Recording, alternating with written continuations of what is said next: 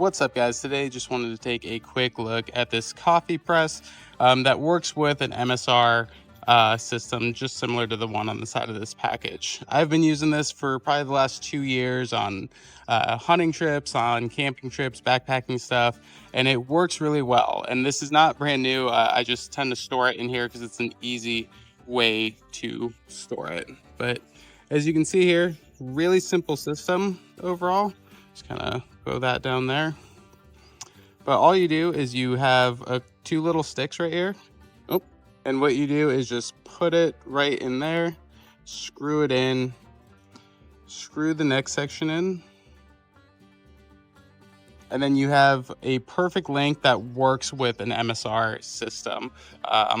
Works really great. I never have any issues with grounds getting in the coffee or anything like that. As you can see, you have a pretty fine mesh here, and this fits perfectly around the edge of your MSR system. So if you're looking for a great way to have coffee in the backcountry, guys, this is a great option.